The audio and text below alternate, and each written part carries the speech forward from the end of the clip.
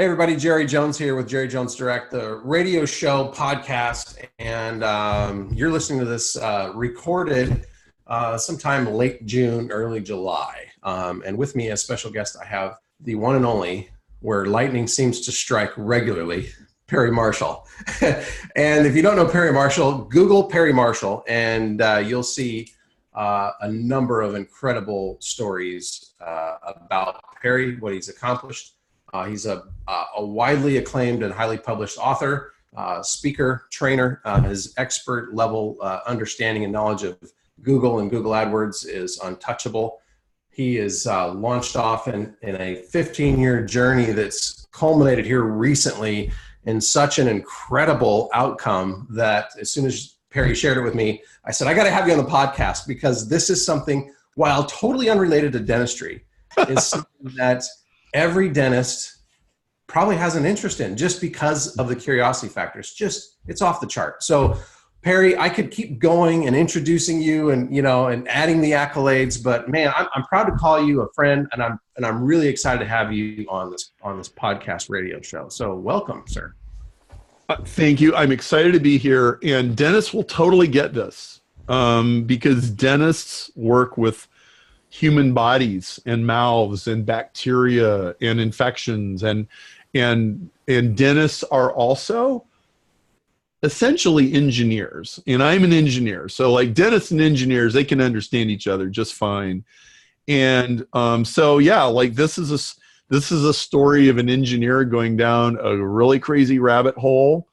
You asked me if there's a formula. In a sort of a way there is, and yeah, I think this is going to be a lot of fun for people to listen to. This is a crazy, crazy story. Good. Well, Perry, I'll do a little backstory on how we know each other. So we're both part of that world of that people know as Dan Kennedy, and that's where you and I met.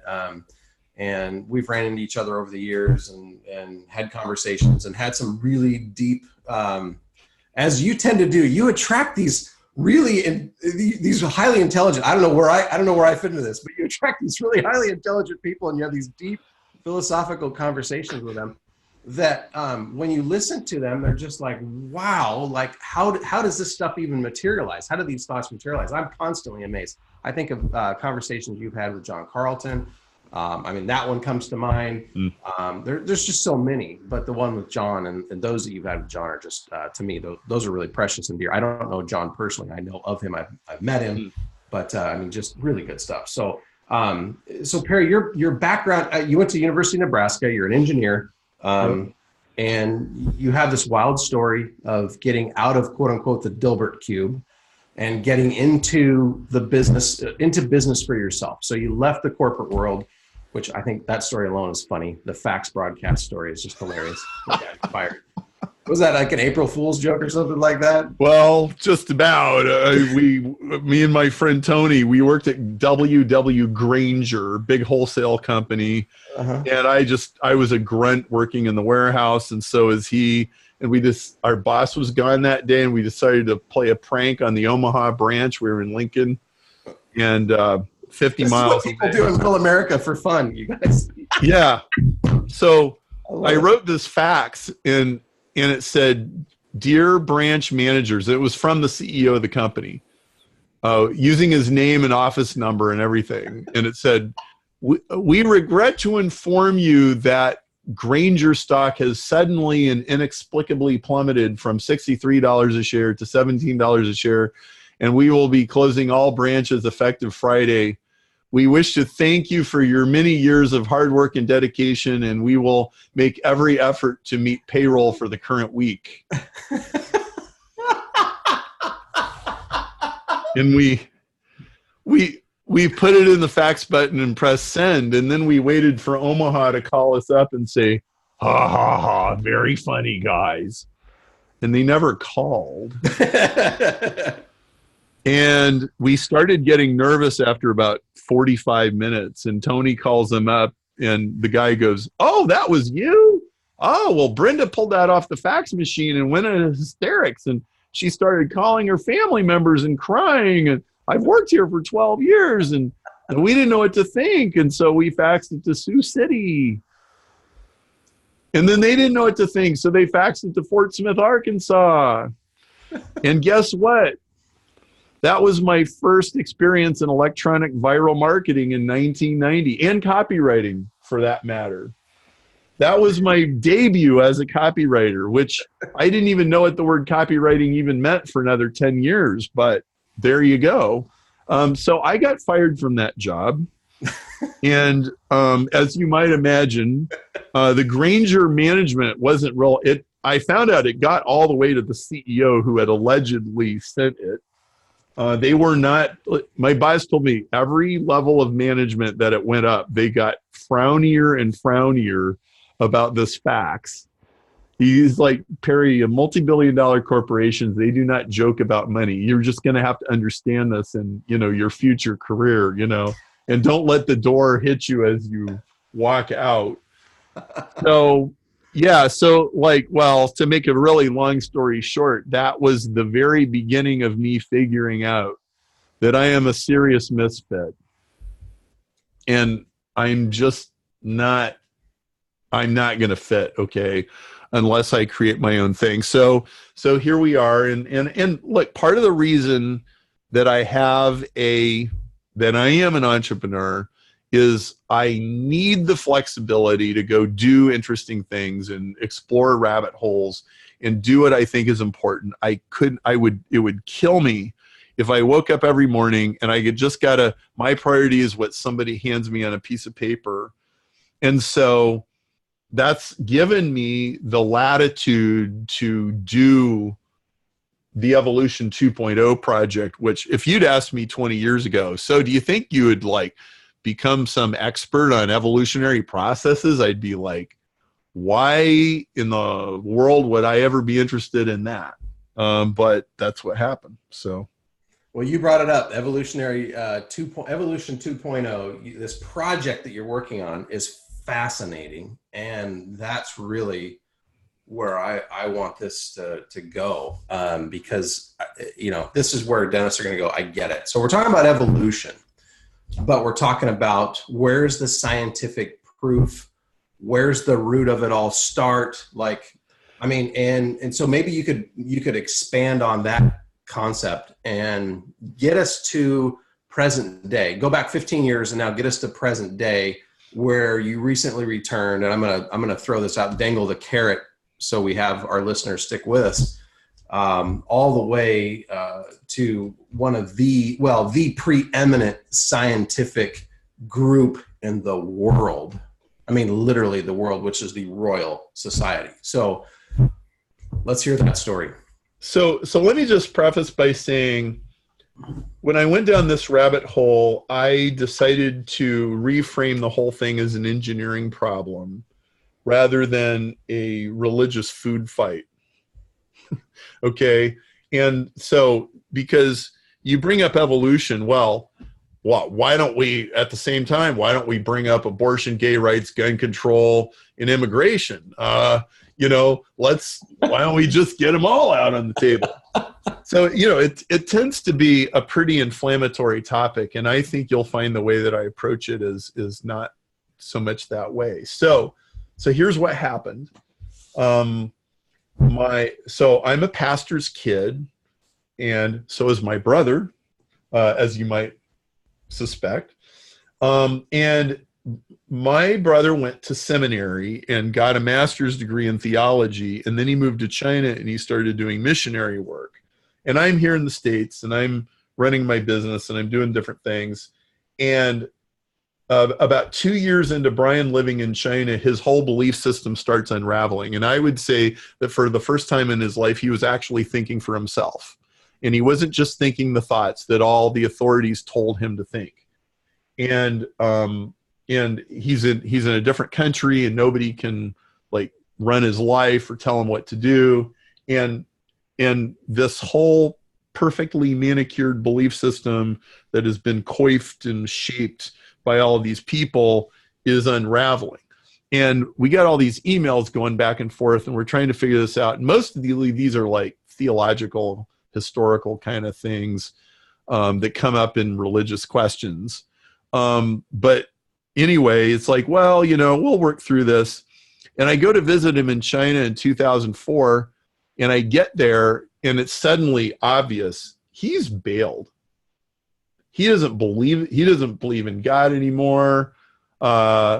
He's not an atheist, but he's certainly not a Christian, and he's thrown the whole thing out the window. And in fact, he's actually changed his views on a whole bunch of things. And it was like this very jarring kind of thing, because we come from this super religious, tight-knit family, and it's like, Thanksgiving dinner might be really this year.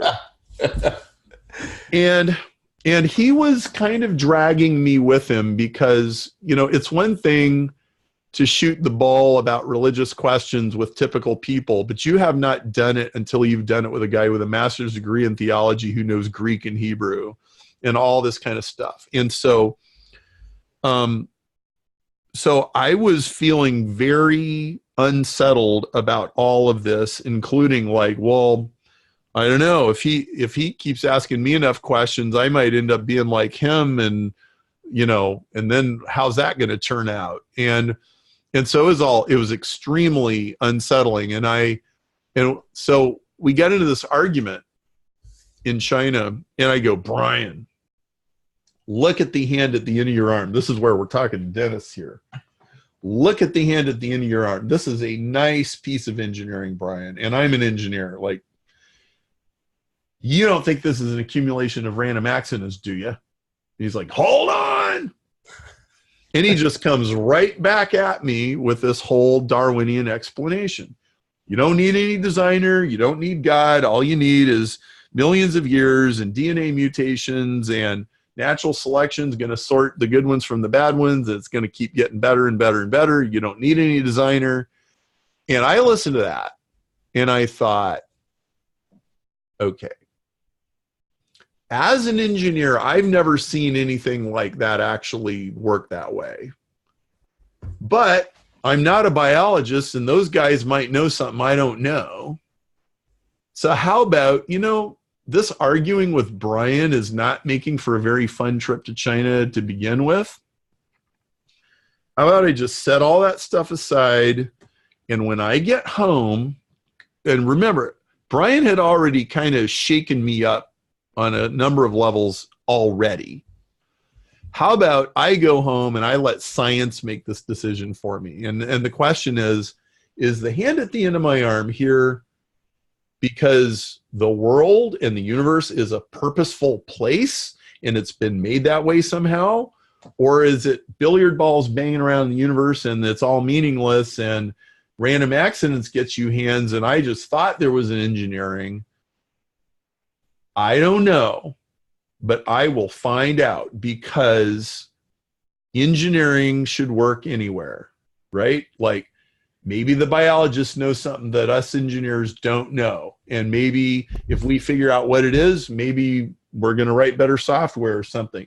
So I plunged down the rabbit hole. And being the obsessive entrepreneur, OCD kind of person that most entrepreneurs are, and I'm buying a lot of books, and I'm reading, and I'm listening to stuff, and I'm the left and the right and everything in between. And pretty soon, actually, it took me about 2 weeks to figure out, dude, you're not going to get anywhere with the surface level literature like the stuff you buy in the bookstore. You're going to have to go into the real scientific literature. So pretty soon, I'm reading scientific papers, and so I could not have imagined how fascinating this was going to be, because at this point I'm just scared to death, right? Like, well, I don't know, maybe my wife's going to go to church without me, and I'm going to be like, the husband that bailed on all that, right? And that might have some interesting relationship dynamics. And how about the kids? Is dad going to talk to the kids about what dad thinks, or is he just going to keep his mouth shut? All these kind of questions, right? So how many times in this initial 6 months to a year, how many times did you change your mind? How many times did you flip flop going back and forth? Well, what would happen is I would read, and I read generously from both sides, and like all these books. I mean, I've got 1, 2, 3, 4 I bet I've got 7, 8, or 10 of these bookshelves are on origins related questions, and most of them are biology. And what I would find is I would find both sides to be very compelling. I would go back and forth and back and forth. And actually, what started to solidify was an impression that they were both right about seemingly contradictory things, and a certainty that they were both wrong about a lot of stuff too. And that's like not helpful. It's well, like, okay, I mean, right? You're still conflicted, right? You don't have very definitive, even close to a definitive answer on either side. Well, so here's the first definitive thing I found, and it was very comforting actually.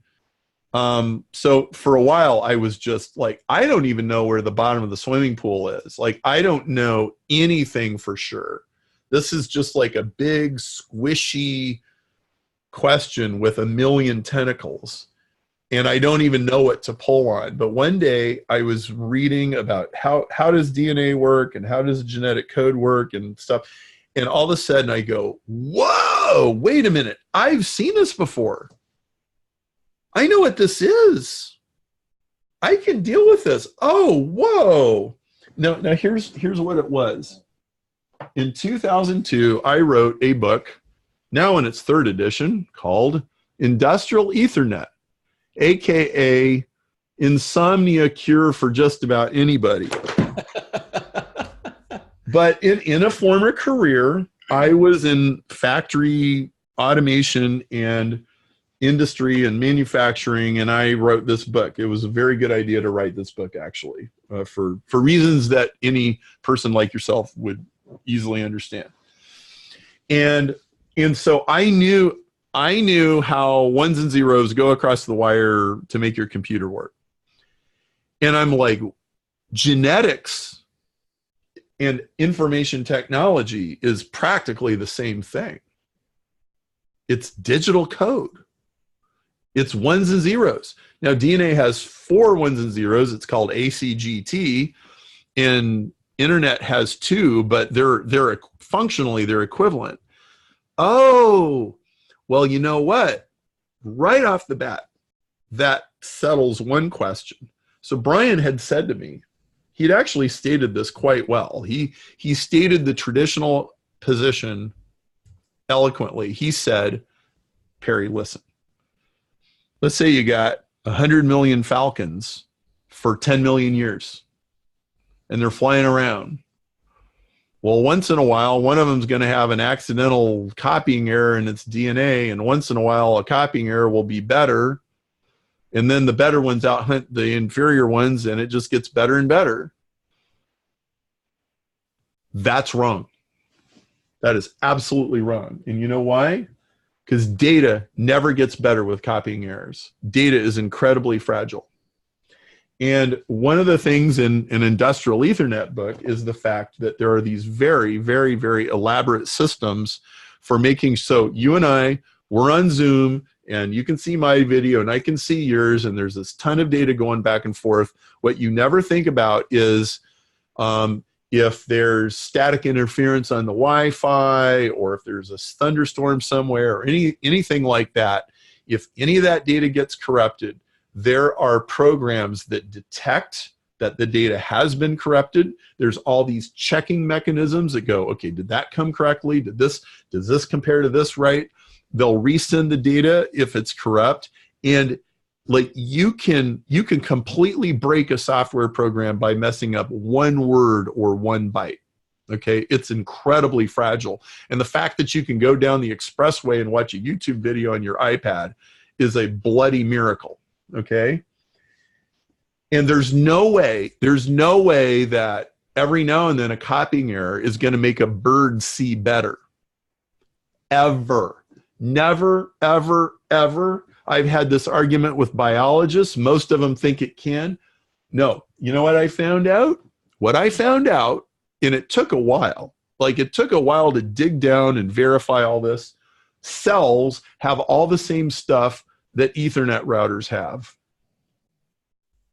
Error correction, error detection, mechanism, checksums, ways of making sure, okay, this cell got copied correctly. If they don't get copied correctly, they go down the dumpster. Like there's a red lever, like it's called apoptosis. It's kill the cell because it's not forming correctly. And okay, but that's just the appetizer. The main course, it took me 2 years to find. So remember what I said about like holding things in tension? Mm-hmm. Now, if I was, most people with my background and my education would take what I just told you and they go, oh, creationism. There you go. Evolution can't possibly be true. I said, you know what? I think everything about the engineering stuff is true, but I still think evolution might be true for a whole bunch of other reasons we could talk about later, maybe if you want. 2 years later, I found out about an experiment in 1944. And a woman named Barbara McClintock, she was kind of like a hacker, and she damaged the DNA of her corn plants to see what would happen. And the corn plant repaired its DNA by copying parts from other chromosomes and piecing together missing digital code so that it would reproduce properly. And it reproduced, and she figured out exactly what it did with very crude microscopes, and she still did it. Okay, it was actually astonishing that she figured all this out, because they didn't even know what DNA was then. She's looking at chromosomes under a microscope, and they don't even know that this is deoxyribonucleic acid, but she figured out, okay, this moved over to here, this moved over to here. I'm looking at the corn kernels that came out of this plant. I can figure out what happened to all these genes. It was unbelievable what she did. And so let me just clarify, the plant reprogrammed its own genetics. Okay, this is like, you ever see the MC Escher drawing where a hand is drawing a hand? Yep. It's like that. That's creepy. That is, it's creepy. And I mean, just, what's the term? I mean, I've never heard of that. I had no idea. I didn't have the slightest idea. So 99% of people have never heard a word of this. And Jerry, this is how evolution works. It's not random. It's not accidental. It's not billiard balls banging around in the universe. Any engineer, look, this is called communication theory and information theory. That's like all the stuff behind a book like this, okay? Information theory says it is flat out impossible for copying errors to ever get finch beaks to be more fit for an environment, much less give you an arm or a leg or an eye. It's absurd. It's absurd in the extreme. And if you go to Barnes and Noble and you buy a Richard Dawkins book about evolution or a Jerry Coyne book, like the famous evolution authors who are all atheists, by the way they tell you evolution works is flat out wrong. Like at a 150,000 foot level, they're sort of right, but in the details, they're completely wrong. And they are not telling you this, okay? And then the creationists aren't telling you this either. Why? Because they think it's a hoax.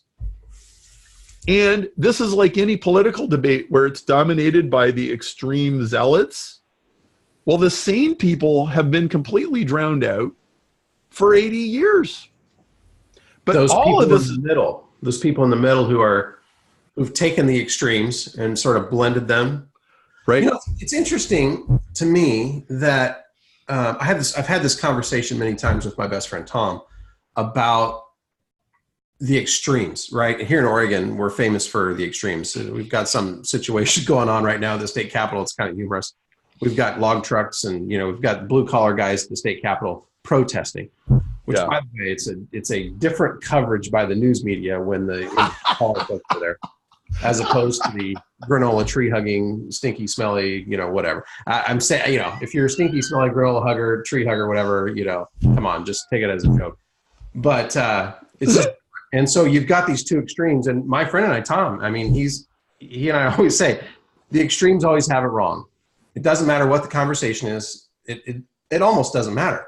The extremes always have it wrong, and it's always somewhere in the middle, which has been the beauty of our system of government for all these years. And now we've got the extremes ruling or they're pulling at each other.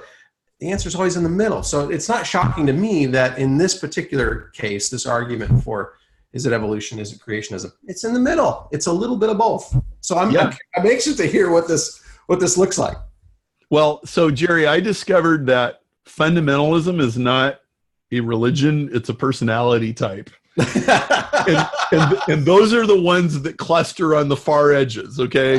The far left, the far right, they pick this one thing, and it's God, right? Like whatever it is, like, it could be abolish the tax code or like whatever their thing is, right? Yeah. But like this is our savior, this is it, right? And so and Jerry, there is decades of rich literature about this. And once I kind of got onto it and figured out like which authors and which scientists are really on the track, it was like, oh my word. Because when I had that argument with Brian, I was like, well, do the engineers know something the biologists don't know? Or do the biologists know something the engineers don't know?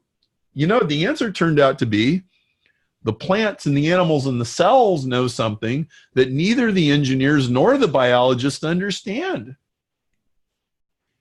And living things are astonishingly more sophisticated than anybody gives them credit for.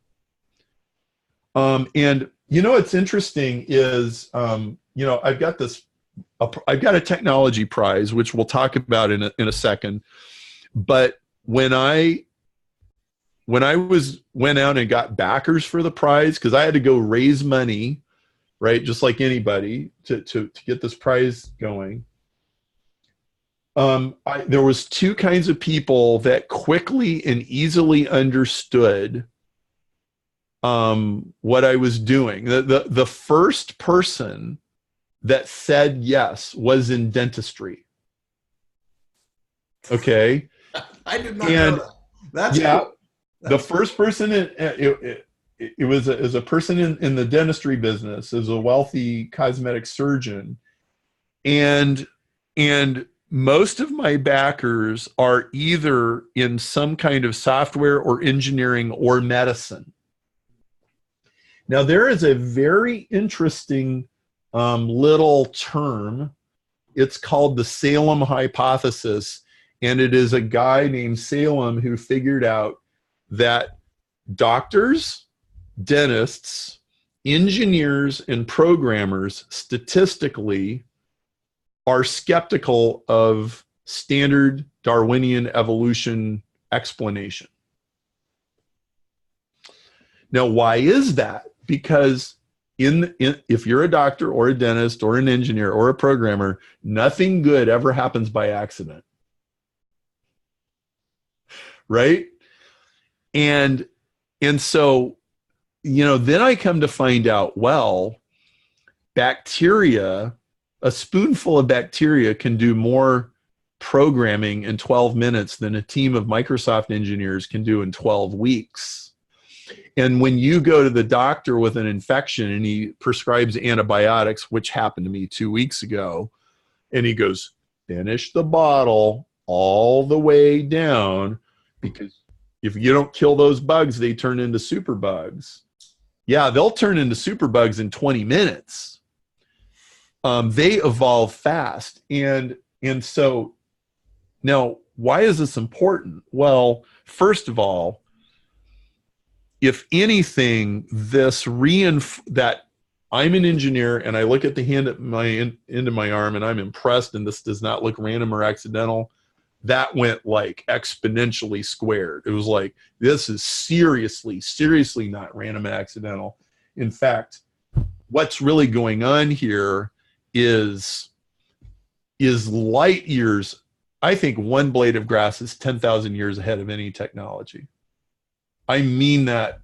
I'm not surprised that you say that. I'm really not. I mean, I live in an area, and I talk about where I live all the time. I'm out in the vineyards and oak groves, rolling hills. I'm in between the Cascade Mountain Range and the Coast Mountain Range here in Oregon, right in the valley. Beautiful area. Yeah. And I look at every morning I go for a walk. I look at these amazing trees, and you look at one blade on a Douglas fir evergreen tree, one blade of their leaf, right? And you think, if you were to pull that tree apart, every leaf, every little tiny leaf that are an inch long off that tree, they're all the same. And if you think about what a tree's DNA is instructing the tree to do, it's perfect replication, right? And not only that, the seeds that come off of it from the pine cones are all programmed. That program, and when we think microprocessors or something like this this iWatch I've got, right? We think this is such amazing technology because I can make a phone call with it and I can check my I can use it as an ECG. Yeah. But think about the technology in a little tiny seed from a Doug fir tree that turns into a forest. So I'm not surprised you say that. I mean, we are, I think, just on the cusp of where nature is as far as technology, if you want to call it. Absolutely. In fact, I believe that every problem Silicon Valley is trying to solve is already solved in the cell. And for people to tell you that it's all random, accidental, purposeless, it's a crime against humanity. That is so utterly false and misleading, it's not even funny.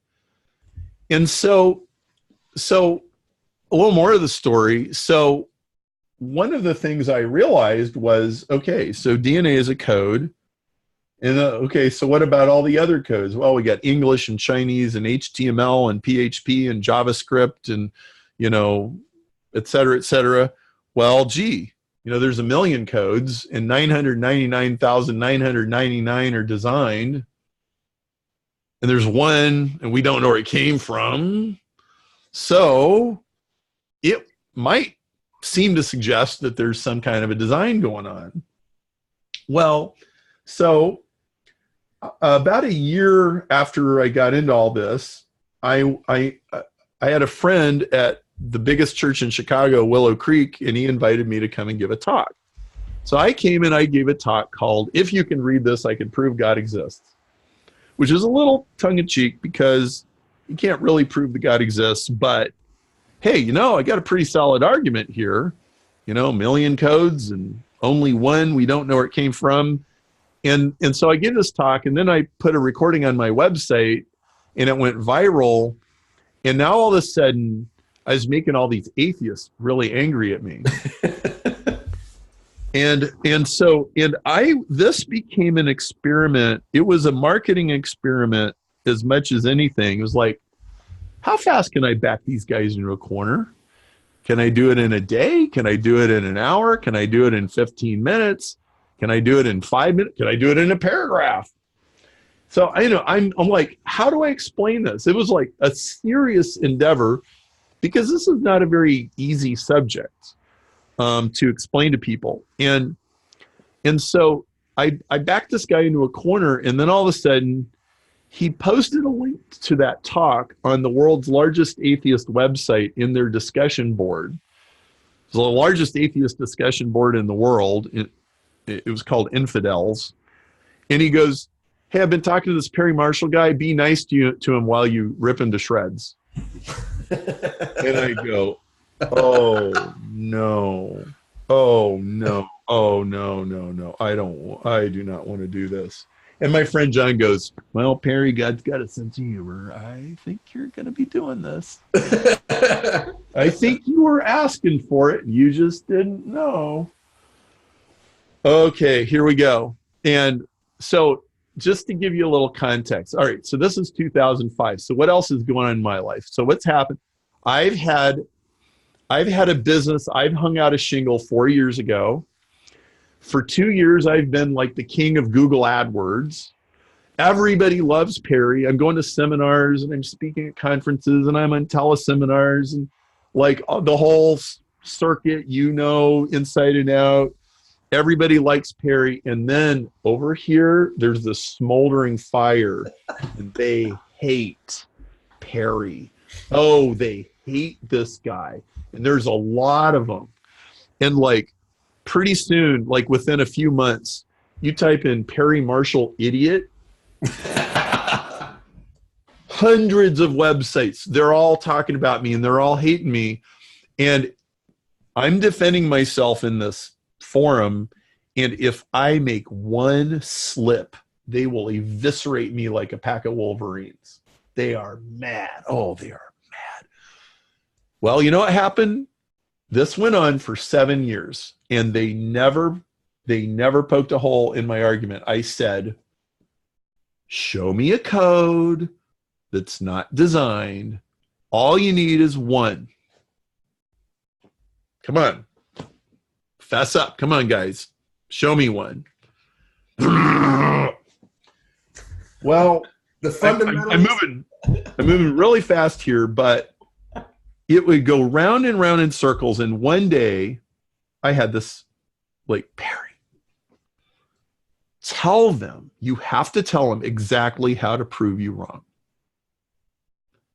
Okay.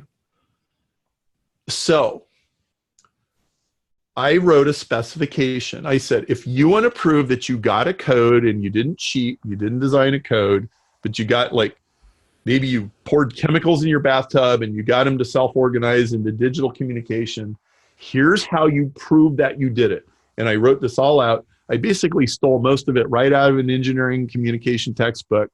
And I said, here you go. And I said to a guy, show me a code that's not designed. Here's how you do it. If you can, I'll write you a check for $10,000.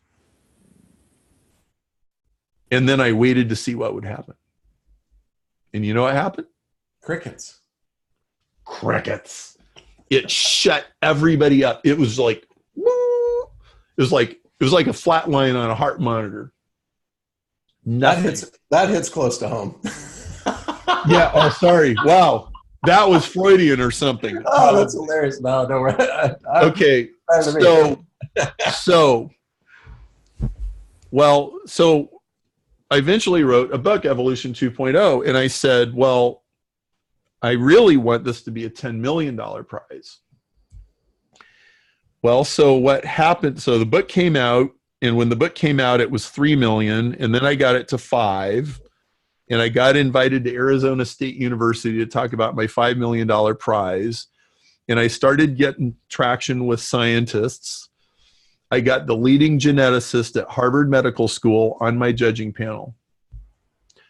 George Church, he's a legend in genetics. Everybody in genetics knows who George Church is. He's a rock star. He's on my judging panel. I got the leading physiologist at Oxford on my judging panel. By the way, that guy, his name is Dennis Noble, and what he's famous for, he's a physiologist who figured out the cardiac rhythm, which made pacemakers possible. Thank you. Thank you very much. It's my guy right there.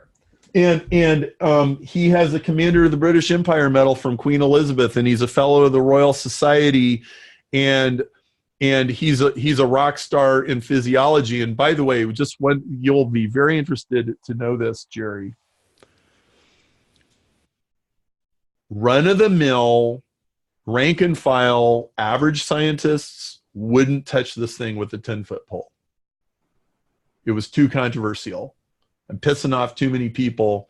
Mm-hmm. And scientists are in a very fragile ecosystem. They got to publish papers. They got to get grants. If they piss somebody off, their career can be over. You're blackballed fast. The only guys I could get, and I found this out the hard way. I didn't know this in advance. The only guys I could get were the rock stars.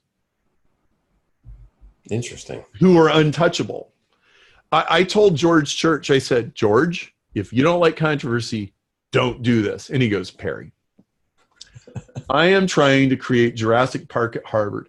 Everything I do is controversial. Don't worry about it. It's okay. That was a great conversation. The guy you need, though. That's the guy you need. Yeah, right. Mavericks. And what I found, Jerry, is that the very highest people in academia are entrepreneurial like us. They're curious. You can have fascinating conversations with them. And so I got my prize up to 5 million. And literally, when was this? This was 5 weeks ago. It was May 11. I get an email out of the blue. This guy says, "Hi, my name is Paul Flather. I'm president of the Philosophy Forum at the London School of Economics, and I'm an Oxford professor. And I got your friend Dennis Noble, also from Oxford, and we would like to have you help us do a media event at the Royal Society and talk about your prize." I'm like, what? Like the same Royal Society with Isaac Newton, Charles Darwin, Stephen Hawking, all those guys. Yeah, that Royal Society.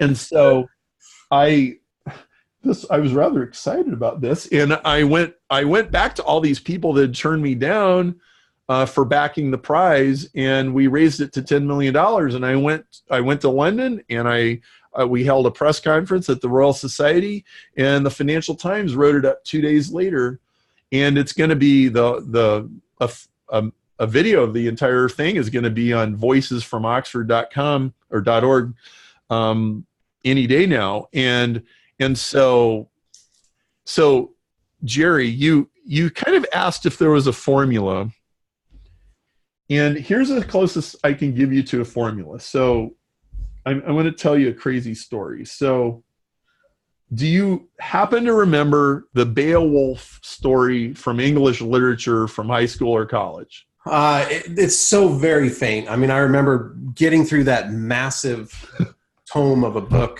My 10th grade AP teacher, Linda Althauser, she's a great lady. Bless her. Bless her. So this is actually what the Beowulf story is. The Beowulf story is the formula. Okay, so let me tell you the story.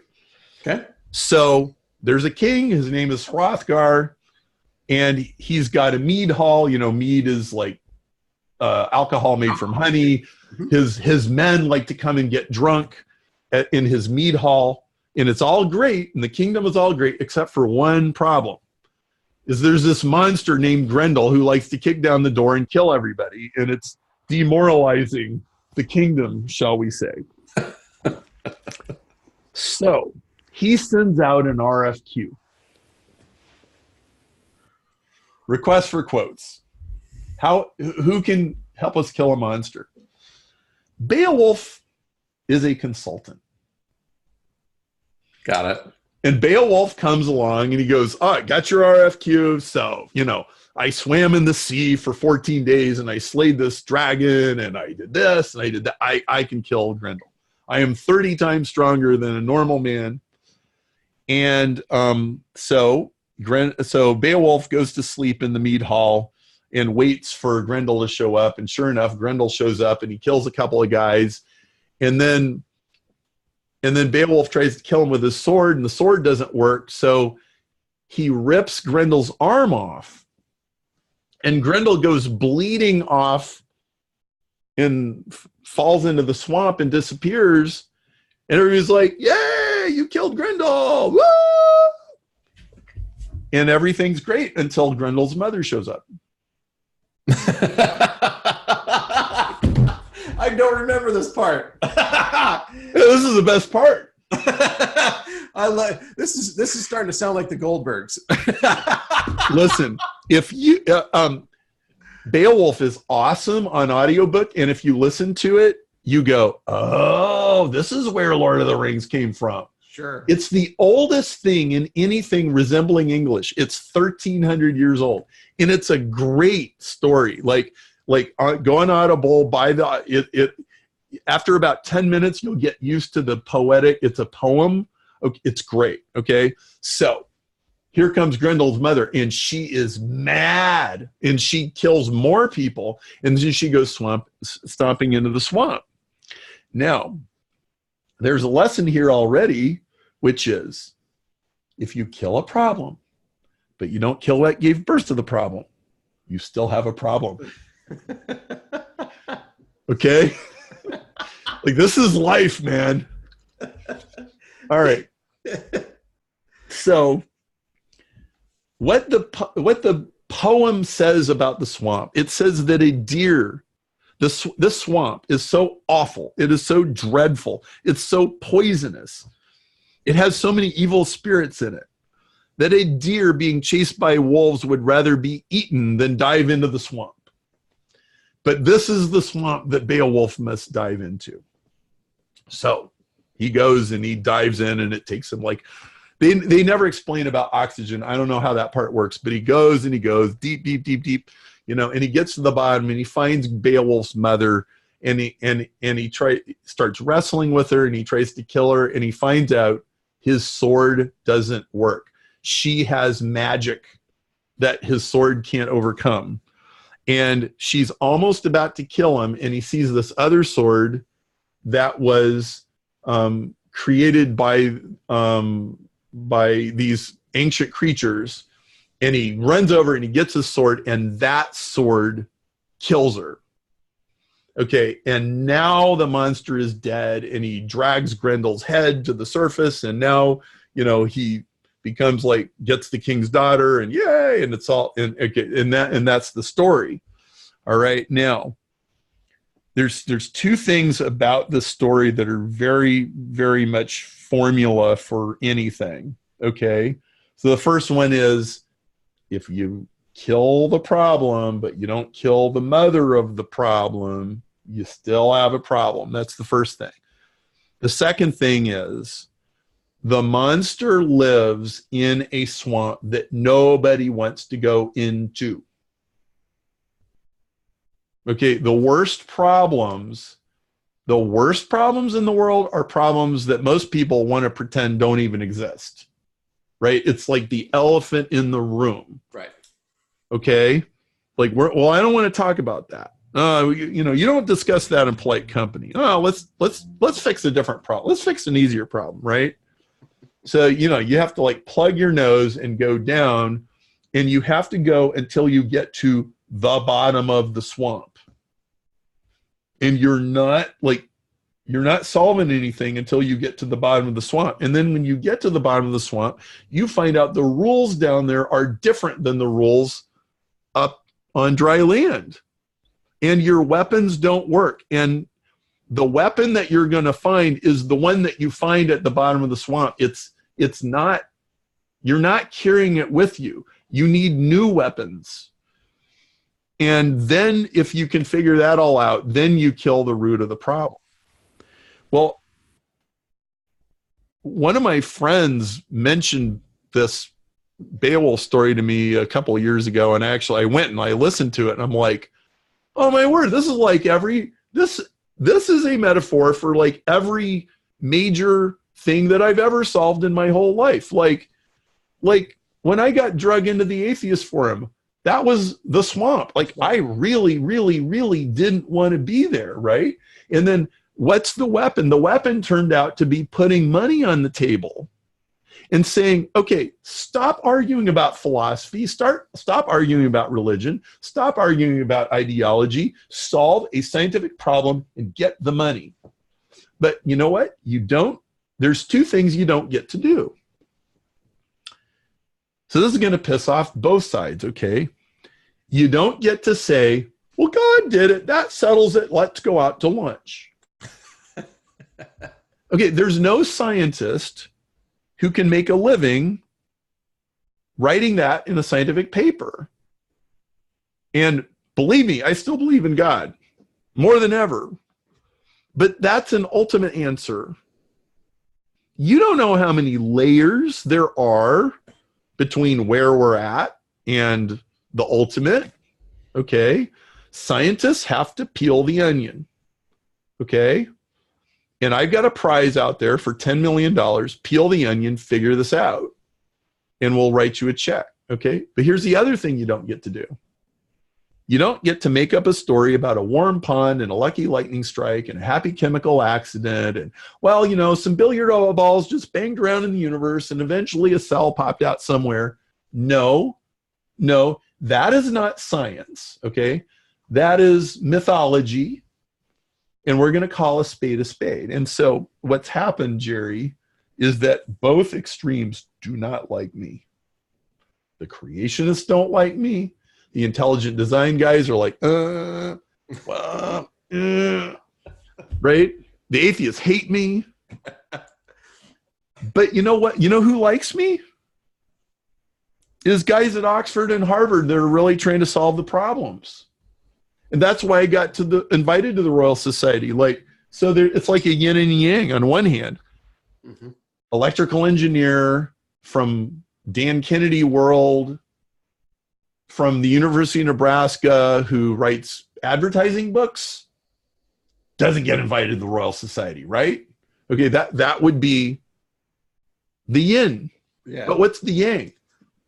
I put together the biggest origin of life prize in history. I precisely defined one of the most difficult problems in all of science, and I put $10 million up by raising money, which was what entrepreneurs have to do.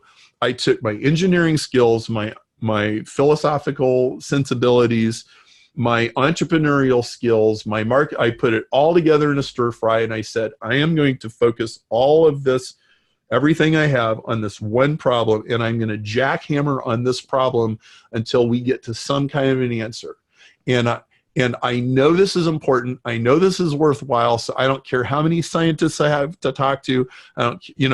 I'm going to get this done. And that's as close to a Beowulf and persistence. Your analogy of Beowulf is spot on. And interestingly enough, that Beowulf story works on every problem we have. Yes, it does. Our internal garbage. Ray Dalio's book, Principles, is all about the Beowulf story, getting to the truth, getting to the bottom of the swamp. Yes. And it's ugly, it's messy, nobody likes it, and that's why nobody ever goes there, and that's why nobody ever reaches their potential, really. I mean, yes. We don't reach potential because we don't want to be at the bottom of the swamp. Yes. Fascinating. Yes. And what will happen if you go to the bottom of the swamp is at some point, I can't tell you when, at some point you'll go, I'm actually kind of comfortable down here. Okay, okay, I figured this out. If I wear this kind of suit, and this kind of helmet, this kind of oxygen tank, I am fine, right? And now all of a sudden, I'm super competent in the bottom of the swamp. And then what happens, you end up discovering some treasure. Okay, I could have never possibly imagined that I was going to discover Barbara McClintock and all this natural genetic engineering and all this stuff that cells do. It has substantially informed my work as a business consultant. In my opinion, business is biology and biology is business. There is no difference. Business is how 8 billion biological organisms called human beings feed themselves on planet Earth. Okay, and all the same principles apply.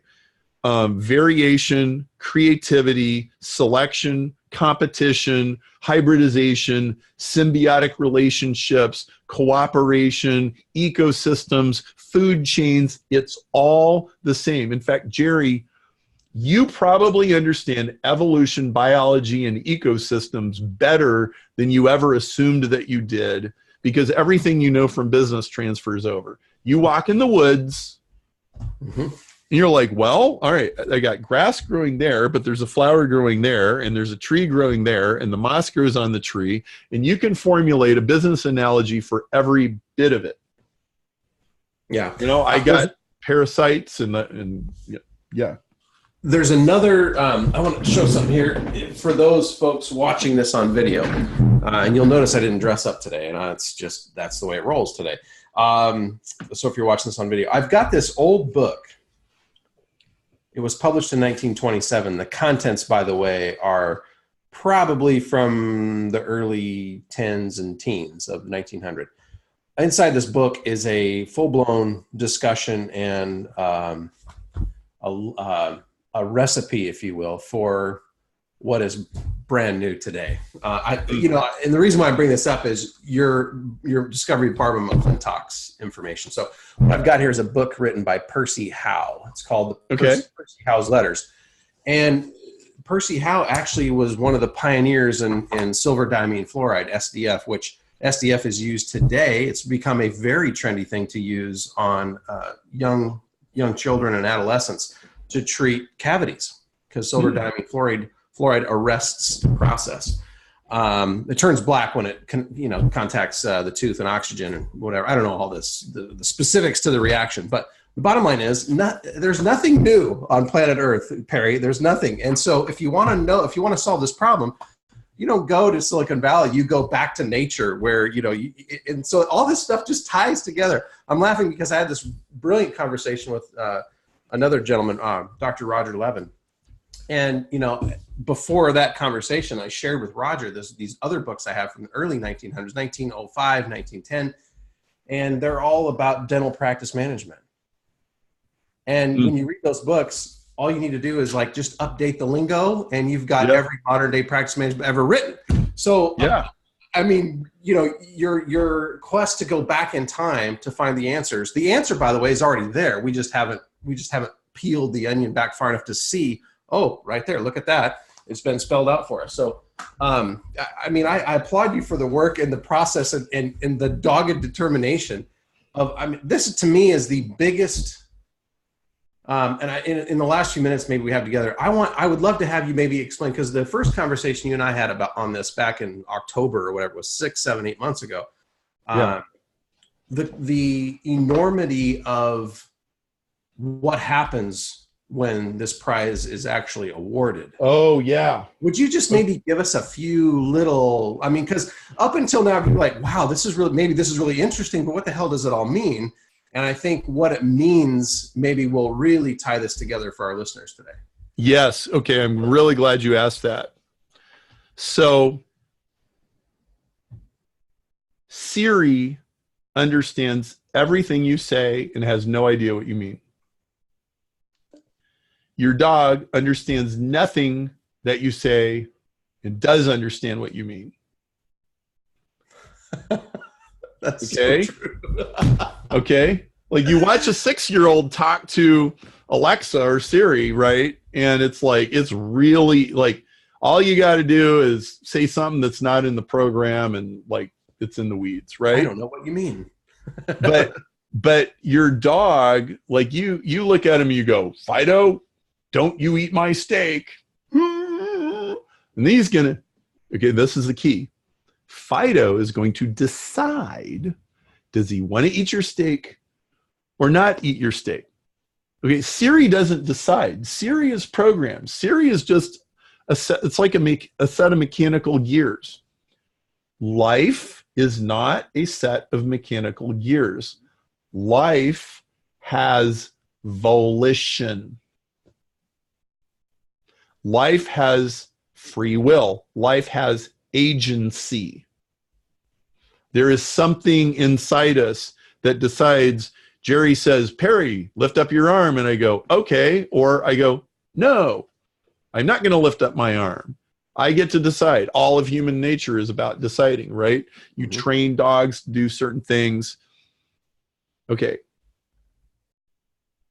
The ability to assign meaning to language is the most rudimentary element of choice in deciding.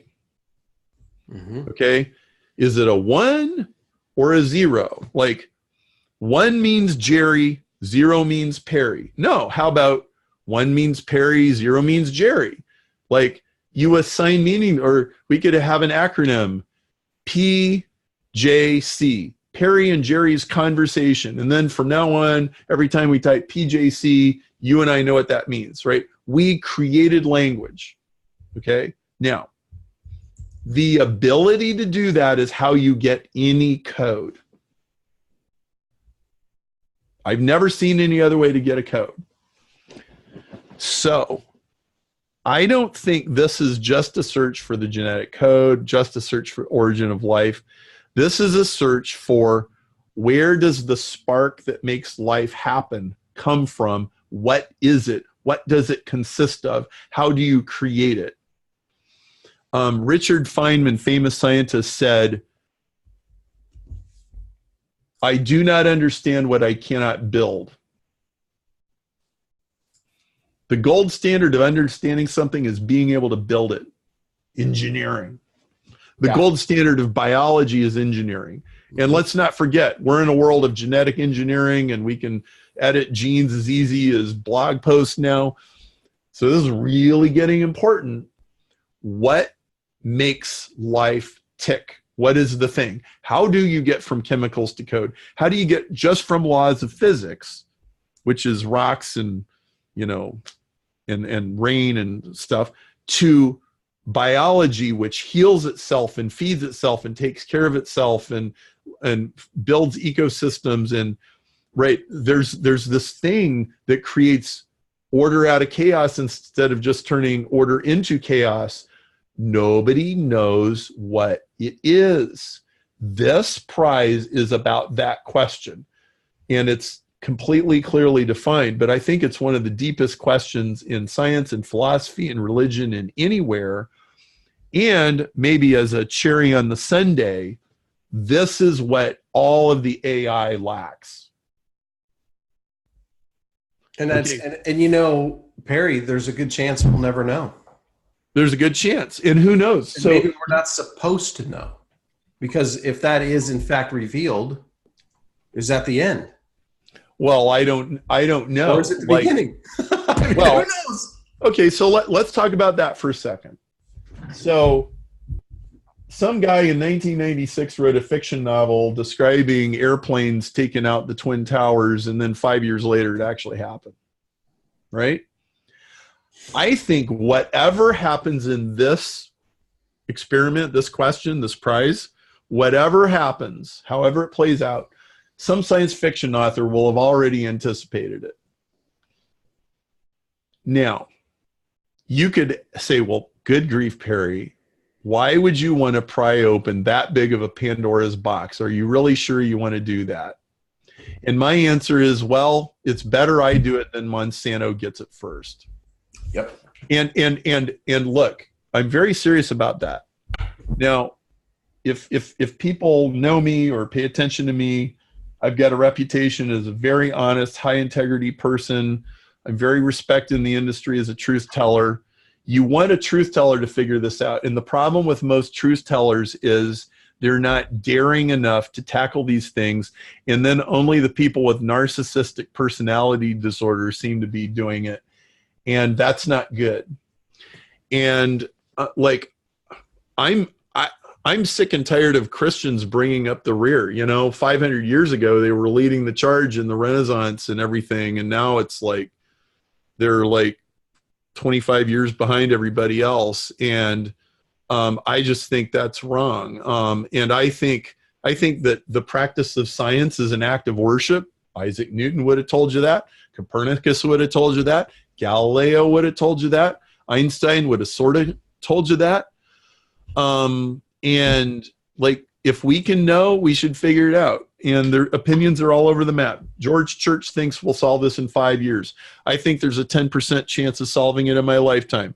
I know some people think we may never solve it. Whatever it is, it is. Maybe 500 years from now, it's like in the books is like one of these ancient problems that nobody can solve, or maybe we'll solve it. But we got to run through the iterations and the options. And we got to think about it before it gets here. So here we are. Yeah. And I'm glad you're asking, because we need to ask. Yeah. Well, what's the higher purpose of intelligent life? To me, that's a very valid question. What's the point? Really, what's the point? Yeah. Aside from I want money, I want sex, I want drugs, I want rock and roll. What is the point? There's got to be some point. And I think this question helps us answer that question. It just opens. Some probably think, hey, it opens a Pandora's box. I think, I don't know if that's the case or not. And I don't think anybody really can answer that. but I think it's a question we've got to be asking. And I think one of the things that sold me on the conversation with you back in October was simply that better you than Monsanto. Yeah. Really? Seriously. Yeah. If this technology, this knowledge does not fall into the public domain, I think there's a far greater chance of evil coming from it than good. I mean, if you want to play the good and evil thing. Yeah. Well, I agree. And, I've been watching Google very closely for the last 17 years, and they've gone from innocent and idealistic to downright evil. And they treat their advertisers like a boyfriend throwing his girlfriend down the stairs. Well, if you don't like that, then people with integrity need to not shy away from wielding power, because otherwise the narcissists will take over. So, you got to do the best you can. Yep. Well, Perry, we're out of time. I know you and I could continue to talk because it's fascinating, and where this leads is probably another easy an hour conversation just on the highlights on where it leads. I want to make sure if folks want to learn more about not just Perry Marshall, which I think you should. If you're not familiar with Perry, go to perrymarshall.com and just get on your email list at the very least. Best case, get to one of your events, hire you, whatever. I mean, get to know who Perry Marshall is. Where do they go to find out about Evolution 2.0? Go to evo2.org, evo2.org. I have a Evolution 2.0 podcast. I interview very interesting people on all kinds of topics, including scientists. You can get 3 free chapters of Evolution 2.0. There's a link to the book. You can buy it on Amazon, Evolution 2.0. It's about $15 paperback. There's a bunch of videos, and get on the email list and the podcast, and I think you'll get what you're looking for. This is a very deep rabbit hole, and is very fascinating, and you will find that it informs other areas of your life in unexpected ways, because Jerry, it's what you said. It's like there is nothing new under the sun. It's just recognizing new ways of contextualizing the existing things, right? And that's a great relief, because that means you don't really have to invent anything. You only have to recontextualize what already exists, and that's a great relief. I've been practicing yoga for the last at least the last 2 months, maybe almost 2.5 months since my pacemaker implant. I decided that I needed to do something for the mind, because I was having some issues understanding. Okay, this thing's keeping me alive. What the hell does that mean? And it was hard to wrap my head around it. So I thought, well, I'm going to investigate this yoga thing, which has opened up a whole nother can of worms for me, and it's fascinating. But what I think it is the answers are around us. It's our awareness level changes based on our context, and that awareness brings about knowledge that's been sitting there that we had no idea was there, and we had no idea what to do with it. And so I think this is part of that process. When you say, hey, this helps in other areas of your life, it brings out about awareness. And I think that's really why I wanted you on here. It's an awareness issue. People got to know what's going on. And I think just get the book, get Perry's book. It's cool. I mean, it's cool stuff. It's fun to talk about. It's entertaining, but it's also really deep things that, if you're interested in how the human race is going to perform and what's going to happen over the next 10, 15, 20, 30, 50, 100 years, I think you should be interested in this. So you should. Selfishly, I agree. So, well, Perry, Jerry, thank you for your time. Always fun, always entertaining, always interesting. We'll have you back on the podcast for sure. And thank you very much. Right on. Thank you, Jerry. Appreciate it. It's an honor to be here. Take care. Good luck. And thanks everybody for joining us on the Jerry Jones Direct Radio Show. We'll catch you next time. Thank you.